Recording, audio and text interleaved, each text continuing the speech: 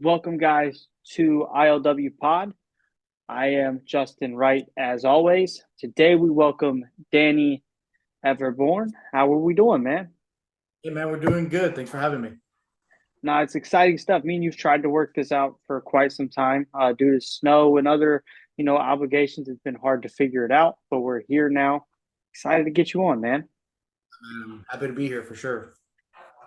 Before we get into any questions or anything, are there any social media accounts, upcoming events, merchandise, any of that stuff you'd like to plug and let the audience know where to find you and your stuff? So it's Danny Everbourne on pretty much everything, if I'm not mistaken.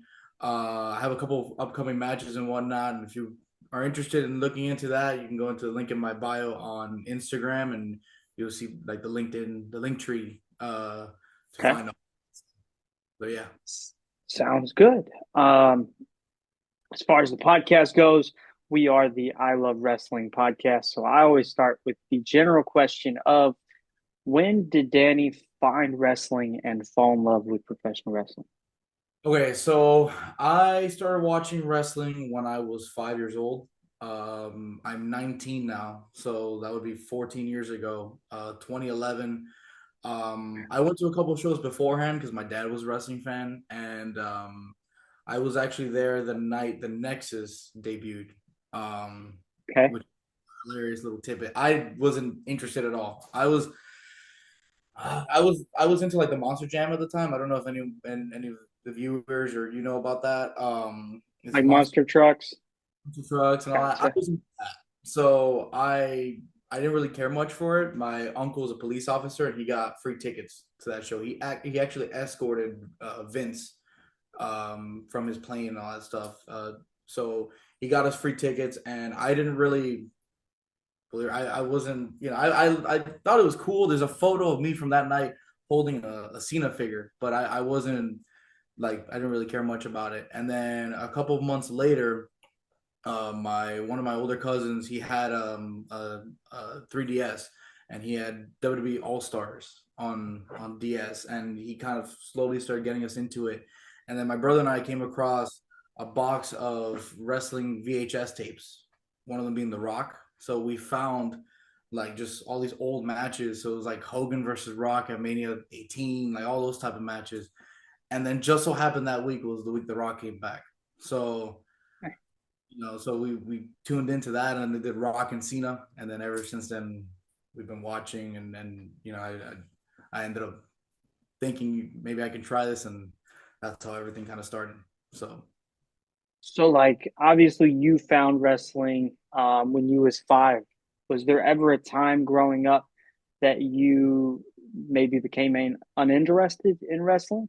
No. no, that's the insane part, is that I never became a Laps fan. Like, I know there's a lot of people that they stopped watching and they found it somehow. Especially I'm hearing that nowadays, even at the different schools I've been to. It was like, oh, I stopped watching. I started watching again in 2023. That's what I keep on hearing. And I always stuck to it. I was always a wrestling guy, still am to this day. So like, it's even a joke that's like, oh, I stayed even during the rough times. I always watched, and and yeah, like, just for years. Like, I think ever since I was 5, I even when I was 5, I wanted to be a wrestler. Like, never like thought of anything else. So, Essentially, as long as I can remember, I wanted to be a wrestler, pretty much. So so there's never been a plan B? not particularly. Like, there's Okay. obviously in these type of jobs like wrestling and things like that, you got to kind of be a little bit realistic in the sense of like, you should have a an idea if this thing doesn't work out, if I were to get injured, whatnot. But to me, the main goal has always been wrestling. Every decision I've ever made, from I graduated high school at 16. Most people thought, oh, he did that because he wants to be a doctor or a scientist. Obviously, I was like, no, I want to be a wrestler, and it was literally so I can get to. So that's why, like I was saying, there's a joke in the school that I'm a kid. Everyone always like, oh, this dude's an infant because I'm 18. I was able to get into it quicker because of that, being able to graduate at 16. I've always wanted to be a wrestler. That was always my goal. It's always been the end goal, and to be able to do it, it always dawns on me that like for example, when I'm putting on my gear, I'm like, damn, I'm able to put on wrestling gear. A bad day in the ring beats a good day doing literally anything else. That's how I look at it. So Okay. Was there ever any pushback from like family, like your parents, friends, anything like that? Especially, graduating at 19. Was there ever any time there was like, you know what, maybe you could go be a lawyer or a doctor or whatever? so pretty much everyone except for my brother and my parents were like against it. They were all, that's slim to none.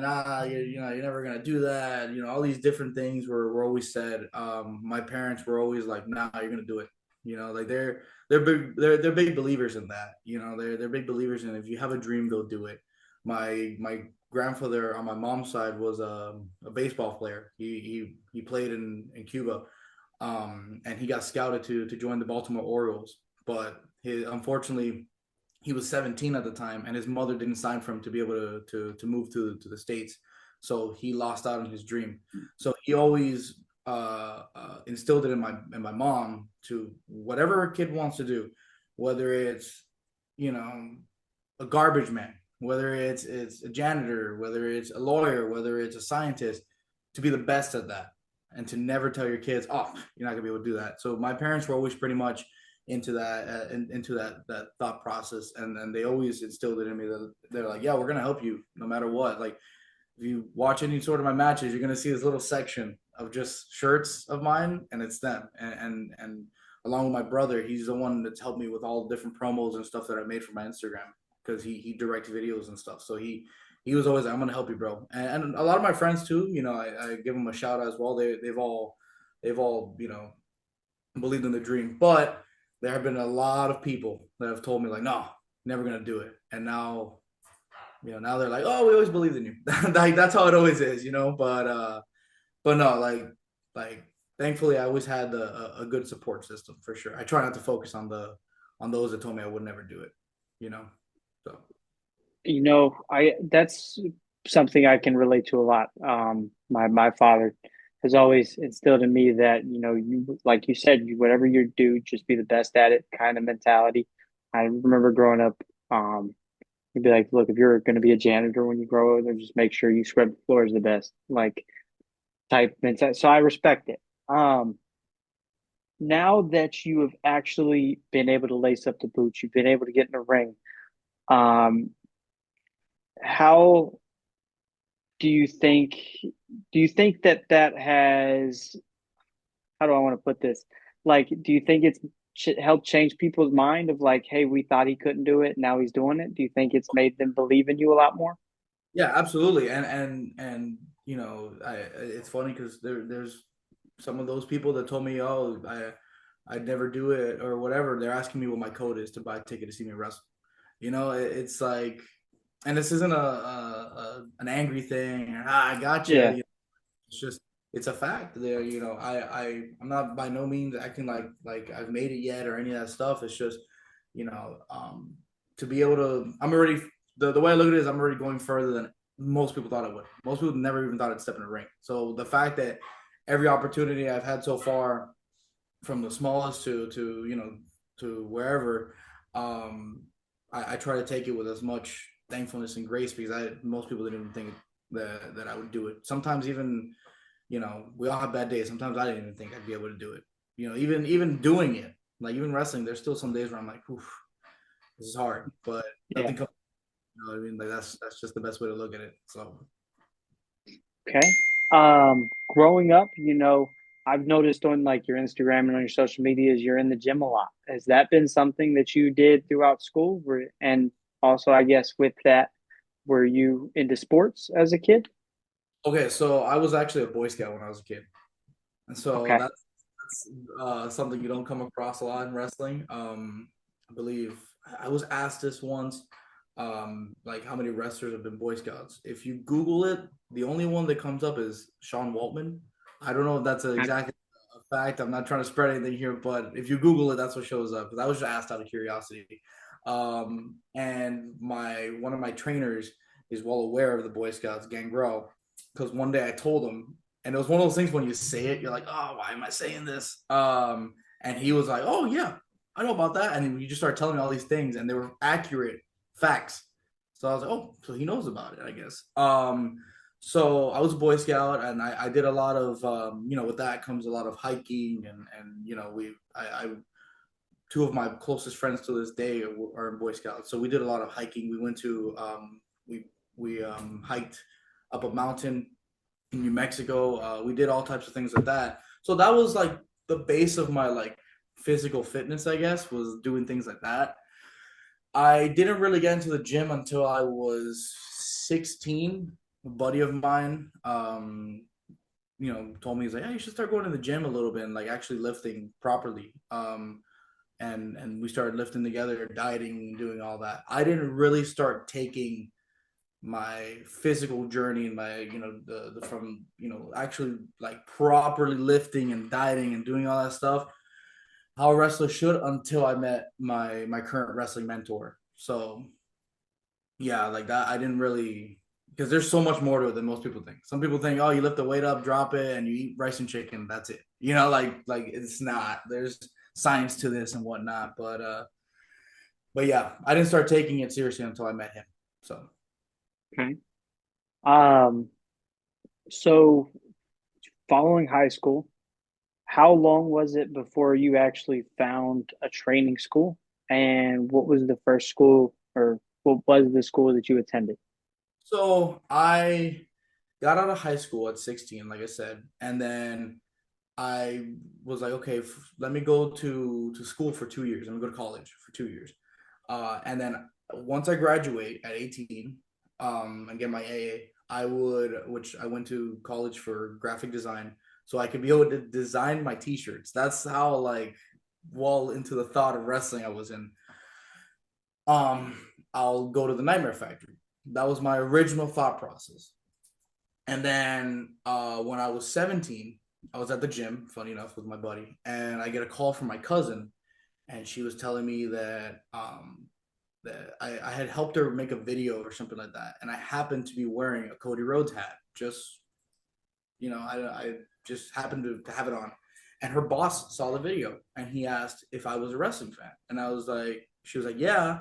And on top of that, he wants to be a wrestler, and he told her, well, I'm a pro wrestler, and she was like, oh, and instantly started telling him all my plans, like, oh, he wants to go to Nightmare Factory and this, that, and the other, and uh he was like, okay, that's a good idea, go to the factory, that's a great place to go. I know them, I know some of the people who go there or will train there, but I don't think he should go there first, because imagine if I move to Georgia, I do all these things, and I take one bump, and I'm like, nope, I don't want to do this.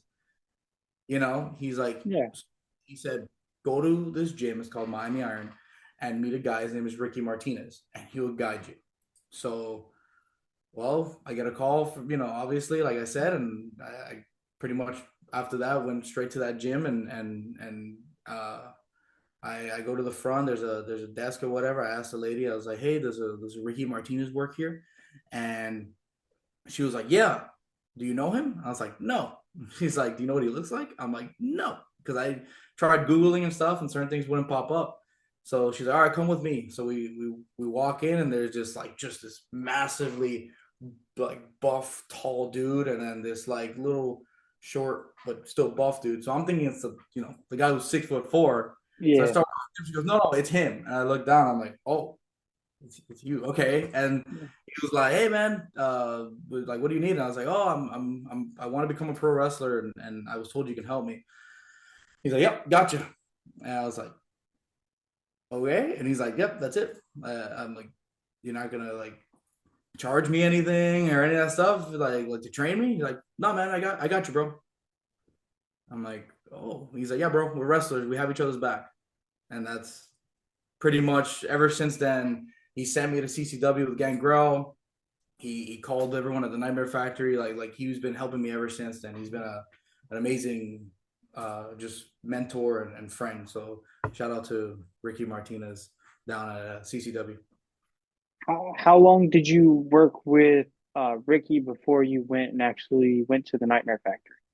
So I'm still working with him, but Okay. I um, I met him in July of 2023.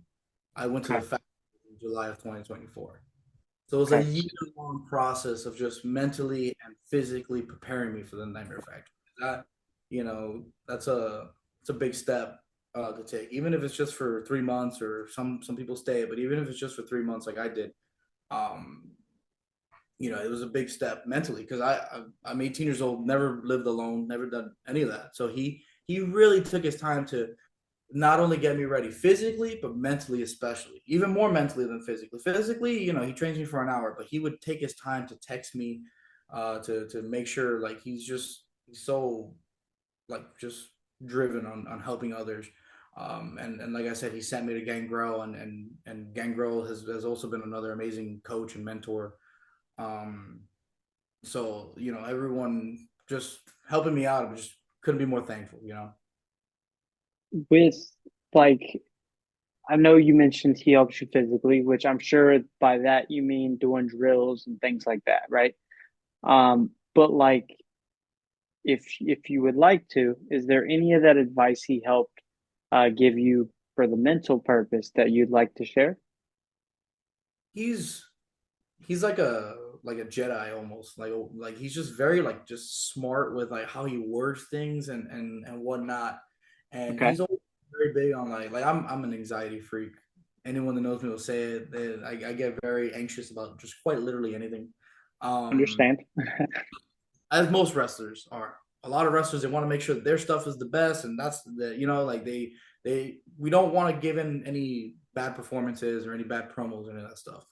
He's so big on, like, just enjoy the process, and Yeah, he's so big on just saying, like control the controllable, essentially. Like, you hear a lot of wrestlers say that, and he's big on that, where he's just like calm down, man. Like, if he was here right now, he would be making fun of me, and he'd probably tell you guys how I'm always just, like, thinking about things and worried about things that I can't control, and all I think about is wrestling and 24/7. He's just very big on, like, chill out, man, chill out, and he's like, it'll come eventually. Like, I was a month in, I'm like, man, haven't done a match yet. He's, what I mean? Like, I obviously not yeah, to that, but, like, like, that's how I would be. Just like, I'm like, man, this isn't happening, man. I don't get, man. I can't get this drill. I can't get this move right. I don't get it, man. This came out bad. He's just like, enjoy the process. That's the funnest part. He's like, that's what you're gonna look at the ending of your career. You're not gonna look at, you know, all these other things. You're gonna look at, like, oh man, that was a lot of fun when I was, you're gonna think about when you first started, and how you couldn't get a headlock takeover right, or this, that, and the other. You're gonna laugh at, you almost gotta laugh at yourself, and he's really taught me how to be an adult, I guess, and how to mentally be strong, because that's what you got to be in wrestling, is mentally strong.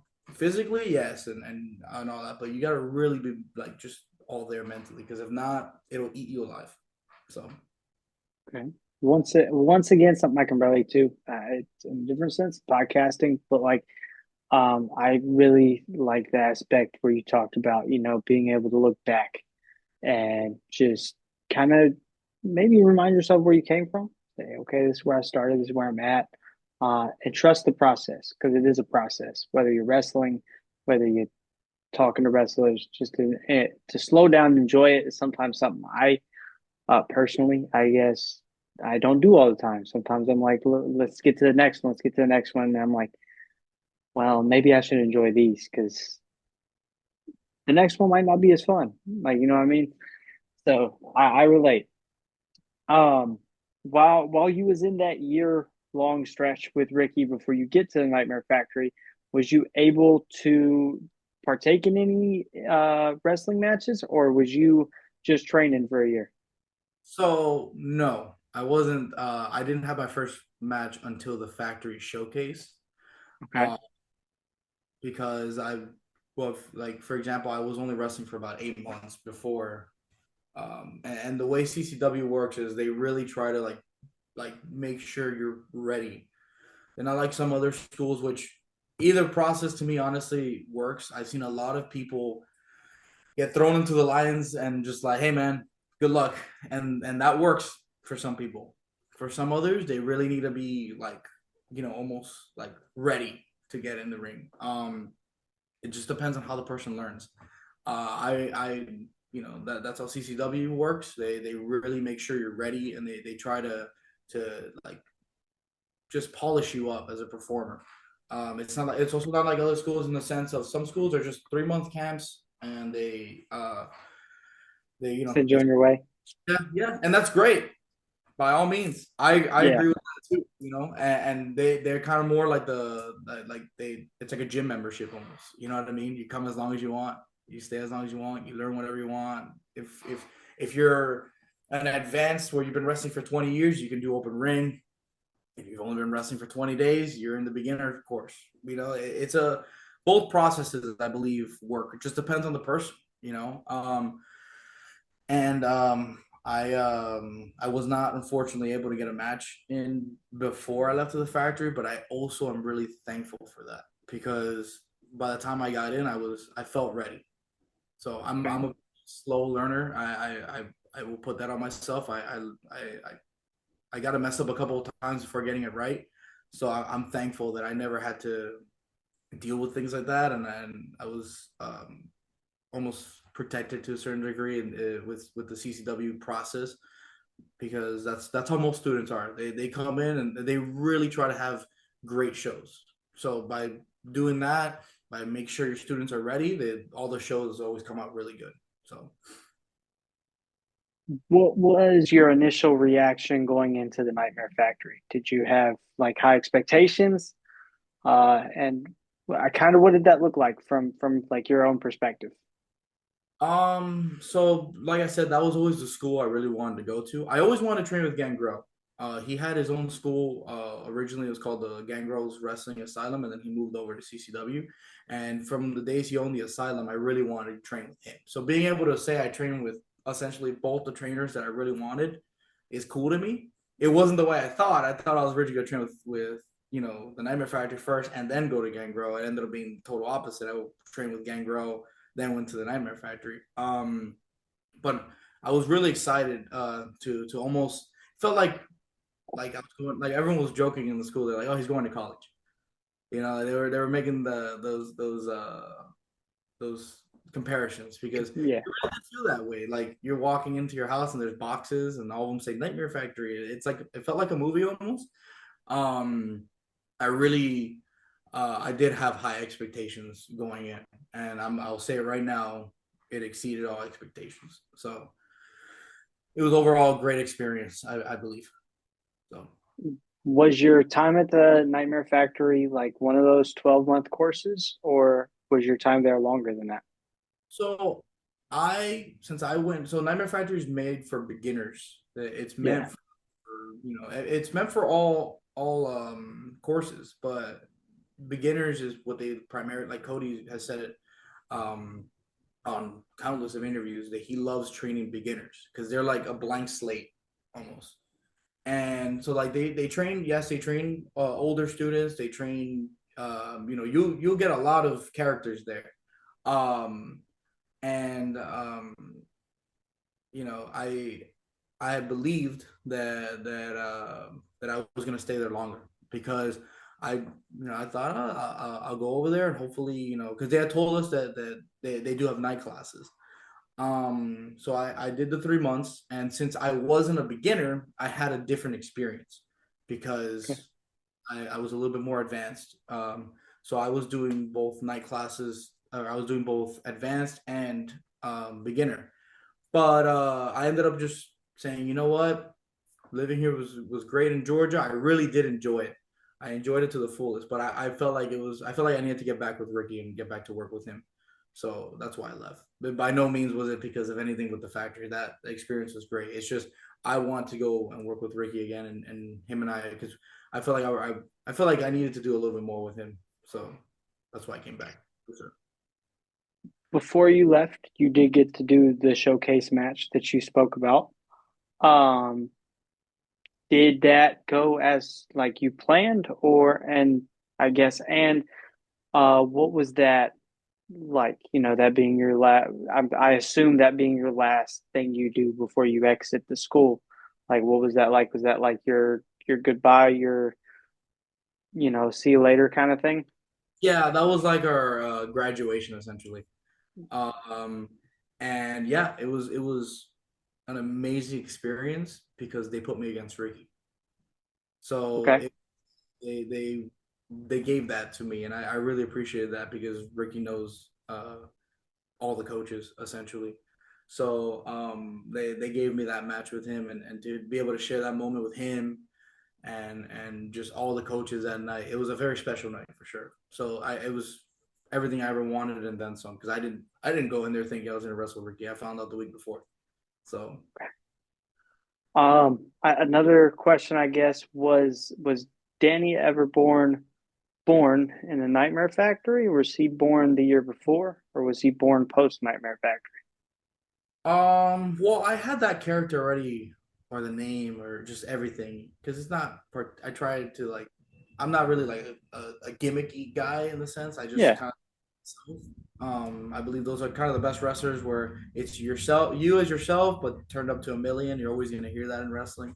Um, but I thought of that character a little bit before. There's a couple, like the name. There's a little bit of a personal meaning behind it, and whatnot. But I really was able to polish up the character up there in the factory and then was able to bring it down here and even just add even more stuff and more ideas and whatnot because I have this really bad habit or a good habit depending on how you look at it that I'll come up with an idea and then it's like I got to do it.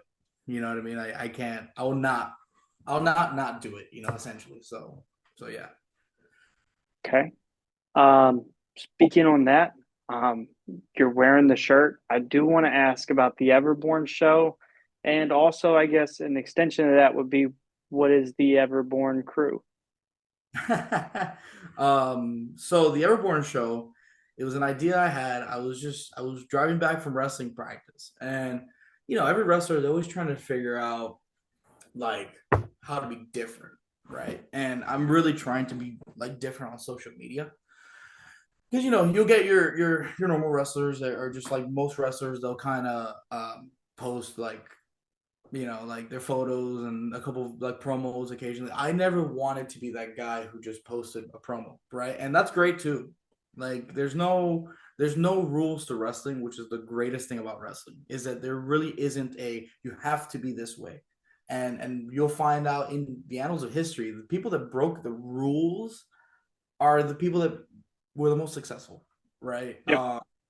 From literally the guys who are currently running the biggest company in the world right now. They're known as like people who broke rules and just went against everything. And that's just I'm not saying, that there's rules in wrestling, but I'm just saying like The thinking outside unwritten rules, thinking kind of. outside the box essentially is what's gonna get you higher than you'd imagine. Yep. So I was driving one day and I was like, man, it'd be funny if I had like a weekly show or a bi-weekly show or just a show. And some of my one of my favorite wrestlers, or one of the people I watched and always just enjoyed his work was Bray Wyatt. And another one from like when I was a kid who I really enjoyed was Zack Ryder. And Zack Ryder had I forgot the name of the show, but he had like the YouTube series. The Long Island story. Yeah, and he'll tell you that that's the story goes that's what got him popular. Yeah. And Bray Wyatt had the Funhouse. So so I was just like, man, I kind of want to do something like that. Like I mentioned, my brother's a director. And as soon as I started getting matches and stuff, he's like, hey, we're gonna get to work, right? On promos. And I was like, sure. He's like, yeah, I'm gonna help you. I want to edit your stuff and help you make good content. I was like, all right. So I called him up and I was like, hey, wouldn't it be funny if I had a weekly or like a bi-weekly show or like a monthly show that like it's just the inside of my brain essentially. Like people probably think, oh, that's a podcast. If you hear the Everborn show, you probably think it's a podcast. It's not. It's gonna be like a weekly show, and it's not based off of wrestling per se. It's just kind of me messing around, depending on the episode and depending on the length of the episode. It's not. It's not even gonna have like a. It's not gonna be this episode. Every episode needs to be 15 minutes, or every episode needs to be 10 minutes, or 5 minutes, or whatever. It's just whatever pops into mind. Hey guys, let's film this and let's do a little TV show. So essentially, it's gonna be like a sitcom, but of me and just my friends and maybe some wrestlers here and there. Just really there is no formula. It's just an Everborn sitcom.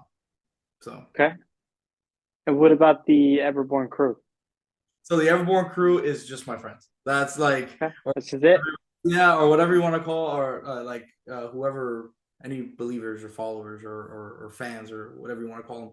Um, that's what the Everborn crew is. I mentioned I'm a Boy Scout, and we used to do these things and called the crew, and it was like you get your main troop, you get like a group of people that are a little bit older and just like your friends, and you turn into a crew, and you can go on trips or whatever and whatnot.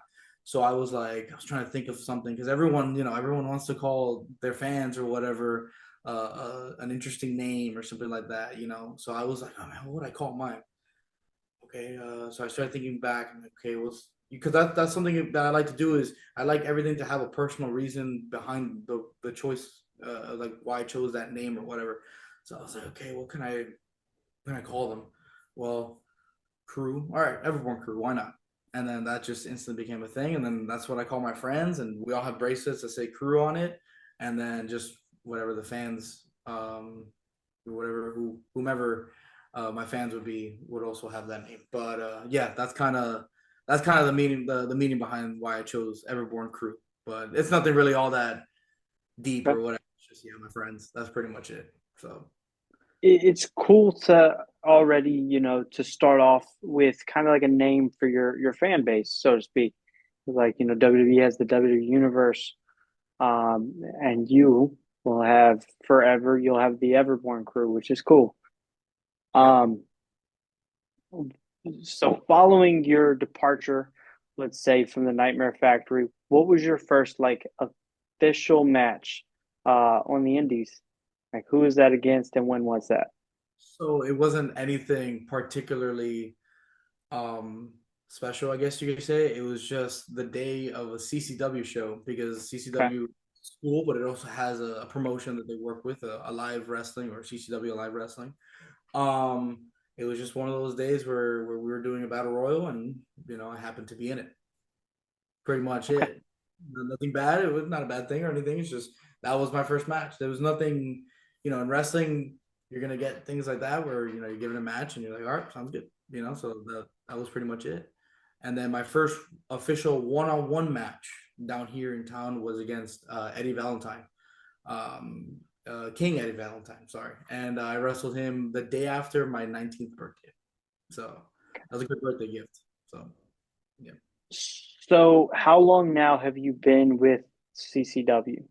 I started September, I want to say 17th of 2023. I have a post about it on Instagram. So I want to say September 17th of 2023 was when they were like the first group of people I ever started wrestling with. They're essentially my wrestling home. Um, that's another reason why I wanted to come down. I wanted to wrestle for them as well. I wanted to do some work with them and whatnot. So yeah, I really wanted. If there was anywhere I was going to start my career, it would be with CCW. So I've been kind of having matches ever since. So thankfully, nothing nothing's gone wrong yet. So Perfect. That's just how we want it.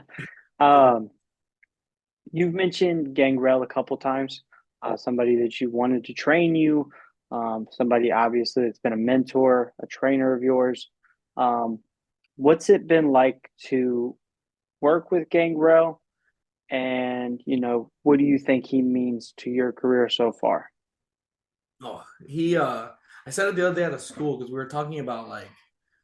um we were talking about like uh experiences and just like life experiences and just different people we've learned under from teachers to coaches and all that stuff. And he's like nothing I've ever dealt with. Essentially, he's an interesting human being. He's a great human being. He's interesting though. And when I was up there, I'd call him and text him frequently, and I really did miss him for sure. He's a great guy, and he really cares about his students in the sense of like he'll go out of his way to call you on a random day and just talk to you and just see how you're doing, see if you're happy, and see if you're if you're not like down on yourself, because that happens all the time, and that's so important in wrestling, is to not be down on yourself, because some people, they'll sit there and they'll have a really bad day and they'll go, I'm done.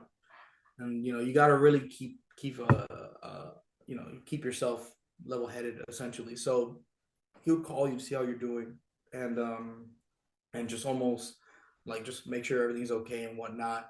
And in terms of what he means to my wrestling career, he's one of the most important people to me in terms of my wrestling career, because probably aside from Ricky and maybe the other folks at the Nightmare Factory, he's you know, he's up there. He's just as important to me. He's the person who taught me how to run the ropes. He's the person who taught me how to hit a headlock takeover. He's the person who taught me how to do everything. So if it wasn't for him, yeah, I probably wouldn't be, here sitting in this chair, so talking to you. So he's Okay. really important. Have you ever been able to, whether on camera or off camera, get in the ring and have an actual match with Gangrel? Never wrestled him, but I've for sure done things with him in the sense of like I've locked up with him.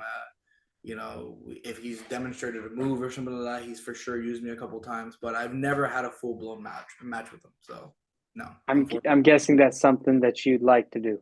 Oh yeah, absolutely. I feel like every student of his. Well, I feel like every student would want to wrestle their mentor. So for sure. Okay. Recently he got to do a big spot on AEW where he made an appearance with Adam Copeland, formerly known as Edge. Was that something that you was paying attention to? Yeah, when he was on the pay per view, I believe you were Yeah, talking. double or nothing. Yeah, I did not know. That was something a lot of people were calling me and texting me about. A lot of my friends and just some of the people even at the school were contacting me about, like, joking, like, did you know? No, I didn't know. But no, he never told us, hey guys, I'm gonna be on the show this weekend or any of that stuff. So for sure, when he popped in, that definitely, it popped me for sure. Because I was really happy for him, because you could see on his face he was super super happy about it and super just grateful to be there for sure. He was definitely stoked, especially to work with someone that he's so intertwined with. So Yeah. and both they're like that. So definitely. Another question, seeing as how we just are on the beginning of 2025, I always like to reflect on the year before. So yourself, is there anything that you look back on, you say maybe this year I can improve on this, or is there anything from last year you really think you did well that you want to expand upon this year? Yeah, to get a win. Okay. Yeah, that's kind of the current arc right now, man. I'm just trying to get a win. In terms of in-ring stuff, you're always gonna have things you want to fix. Even 20-year vets, they're always gonna tell you, "Oh, I really want to fix this, or really want to fix that." Um, yeah, just get a win and continue to try and get better in the ring and better in my promos, better in everything. You can always be better for sure. And then just things I want to expand on. Absolutely, my social media. I've been working on it. Um, from the Everbourne show and all these different things. Just yeah, that type of stuff. I for sure want to get better at that and fix it up and just make it the best I possibly can make it. So Okay. So if you had to state like a clear goal for 2025, what would that be? uh, just be better. You know what I Okay. mean? Just in all margins, just be better. Try to be a better human being, be a better wrestler, be a better just family member, be a better friend, just in everything, just be better. So Okay. I like it. Short and simple, to the point. Um, just a couple more questions. One is something fun. Obviously, in wrestling or in life in general, we get inspirations from just about anywhere. What or who would you say are like your biggest inspirations as far as life and or professional wrestling? um, well, I've always like I said, I was a Boy Scout, so I was always into that type of characters. From like Captain America was always my favorite superhero. Um, the people like that and like things like that. Like I always looked up to, obviously, like my family members, my dad and whatnot. Um, especially now that I'm wrestling, uh, like someone who I really look up to is I mentioned him was Ricky, and being able to work with Cody. He's one of growing up. He was one of my heroes growing up. So being able to work with him was surreal, and on top of that, being able to have a relationship with him, as small as the time we had together. It was genuinely amazing. He really like you. I would look at him and be like, you don't realize you're the WWE champion. He's like the number one guy in wrestling. He was so kind to everyone, and he was great, and he was great with me, and he really was just he was an amazing guy overall. And we're both Cuban, so we really uh uh bonded over that. Connected. Yeah, we Okay. really bonded over that one. And so yeah, people like that, just noble characters, I guess is the way to put it. But yeah. Okay. Um, Something else new I'm trying is if there was a quote you could say you live by, what would that be? Oof. Um, something I always try to think is if you're gonna be a certain way, then things are gonna be a certain way. You know what I Okay. mean? If you're gonna be negative, then things are gonna be negative. If you're gonna be positive, things are gonna be positive. That's something I really try to just think about constantly. Is like just be good, and it'll come back to you eventually. I know it's hard in the world we're living in to be good because all it takes is one person to cut you off in traffic, and then you end up And being things get rough. it's turned different, and you forget about everything you've been preaching. But yeah, that's one of them for sure. Is to be good, and to if you're gonna be a certain way, things will be a certain way. So Okay. Um, I always end with the same question, and it's a pretty fun one, I think. Um, there's always a debate on who the Mount Rushmore is of professional wrestling. I like to take the pressure off though and just say who would be your personal Mount Rushmore? Like who are your top four guys of all time? And why do you pick those four guys? I try like I'm pretty generic on that one. I try not Okay. to say stuff because like you said, it's a very just debatable topic. So I'll Hmm. just say, for the sake of it, because you're always gonna see this, it's probably Hogan, Stone Cold, Cena, and Taker. Like Okay. those are probably like but you can look at it in like a wrestling standpoint, from like who the greatest wrestlers are. You can look at it from a character standpoint, from a money making standpoint. You can look at it from every standpoint. I just say that because those are the guys that carried the biggest wrestling company. Some people even say cut it in half and just say it's Vince. I've heard that answer before, and I agree with that one. So yeah, it's probably that. Yeah, those are to me those are the wrestlers that everyone looks at, and the most popular guys, the people who make the most money, the people who have the best matches, the people who have the most crowd investment. So I'll just say that, but it's pretty debatable, and it's probably wrong to someone, and definitely wrong to someone. So Yep. yeah, that's why I'm just gonna go with that one. So Fair enough. Um, the last thing I always kind of ask, or uh, yeah, I guess just ask is, you are pretty young in the sport, but I'm sure for somebody who hasn't started, you'd have some advice for them. What would that be? Somebody else in your position, or maybe trying to get started. What would you advise them to do? and I always like anytime anyone new comes in, because now as like for example, as a student and like already in there for about a year, whenever new people come in, we're like my group of guys that started, because there's a little group of guys that we all started around the same time, and we're pretty tight. We're expected now to make sure the new guys are like the total new guys, like the guys that we're still new, but like we're making sure that, but we know enough at this point in the sense of Yeah. like no etiquette, and we know how to be. Um, and so I always make sure to just try to be like the person that I would have wanted. That's something they really preach there, is be the person that I would have wanted when I first started. So someone who wants to get into wrestling or just into anything, I just do it. That's something that, like we were talking about earlier, if there's any little bit of advice that Ricky always gave me or something he preaches all that stuff, he always says do it. Oh man, I have this, like, do it. I'm like, no, but Okay. I have to do it. So just do it. If you want to be a wrestler, do it. If you want to do this, do it. If you want to be a podcaster, do it. And in terms of wrestling, just tuck your chin.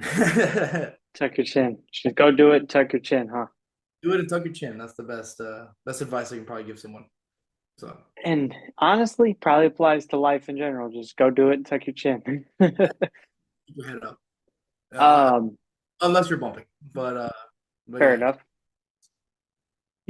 Danny, this was a fun experience. I would say I'm looking forward to have you on further on down the line. sure. Um, After you get some championship gold, maybe get some wins, anything. I'd love to have you on. This was a fun time, great time. Seemed like a great guy. Yes, I'll leave the door open. Danny, if you ever want to come back on to ILW Pod, talk about why we love wrestling, I'd love to have you. Sure, man. Thank you for having me. I really appreciate you. I love what you're doing. You're getting all these, these new wrestlers from what I've seen, or just wrestlers on the indies. And not every wrestler on the indies is gonna get a podcast. And you're really going out there, and instead of getting stories that we've already heard, and wrestlers that are gonna get already podcasts and stuff, you're trying to get people who aren't particular. Everybody. Yeah, yeah. You're trying to get people who aren't particularly shown, and you're trying to show them. I really admire that. That's great. So you keep doing what you're doing as well, man. And for sure, if you ever want me on again, I'll be on it. So yeah, Sounds good. You know what? With that said, I will just leave it at see you later. for sure, man. Absolutely.